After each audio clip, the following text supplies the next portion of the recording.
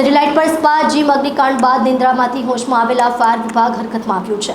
શહેરના અઠવા ઉધના રાંદેર ઝોનમાં આવેલી હોસ્પિટલ જીમ કોમર્શિયલ ઇમારતોમાં અપૂરતી ફાયર સેફટી અને ફાયર સિસ્ટમ કાર્યરત ન હોવાના કારણે સીલિંગની કાર્યવાહી કરી હતી। શહેરના સેટેલાઇટ વિસ્તારમાં સ્પામાં આગ લાગવાની ઘટનામાં 2 મહિલાઓના મોત નીપજ્યા હતા। ઘટનાની તપાસ દરમિયાન સ્પા સંચાલકે ફાયર એનઓસી નહીં લીધા હોવાની માહિતી સામે આવી હતી। ત્યારબાદ હવે નિંદ્રામાંથી હોશમાં આવેલા ફાયર વિભાગે શહેરના તમામ સ્પા અને જીમમાં ફાયર સેફટીના સાધનોની સાથે એનઓસી લેવામાં આવી છે કે નહીં તે અંગેની તપાસ શરૂ કરી છે।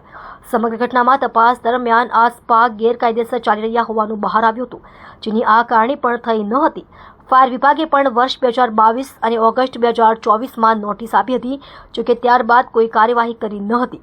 હવે ફાયર વિભાગ સક્રિય બન્યું છે અને શહેરના તમામ સ્પા અને જીમમાં ફાયર સેફટીના સાધનો અને એનઓસી લેવામાં આવી છે કે નહીં તે માટેની તપાસ શરૂ કરી છે। સોમવાર સવારથી જ શરૂ કરવામાં આવેલી તપાસમાં અનેક સ્પા અને જીમમાં ફાયરની ટીમ પહોંચી હતી। મારું નામ ધવલ મોહિતે છે। હું મોટા વરાછા ફાયર સ્ટેશને as a sub fire officer તરીકે ફરજ બજાવું છું।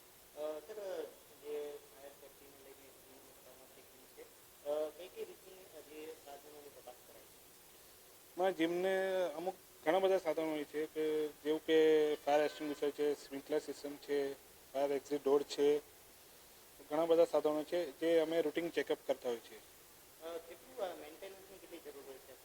મેન્ટેનન્સનું કામ તો કેવું છે, જીમના જે ઓનર હોય છે એ કરતા હોય છે, પણ અમારે દર મહિનાની અંદર રૂટીન ચેકઅપની અંદર અમે લોકો ચેક કરતા હોઈએ છીએ કે ભાઈ આ લોકો મેન્ટેન કરી રહ્યા છે કે નહીં।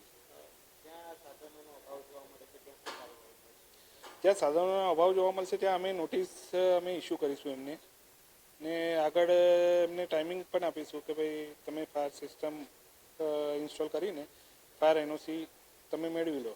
છતાં એ લોકો નથી કરતા તો ઉપલી કચેરીથી જે કંઈ હુકમ આવે એ પ્રમાણે અમે સીલિંગની કામગીરી કરીશું।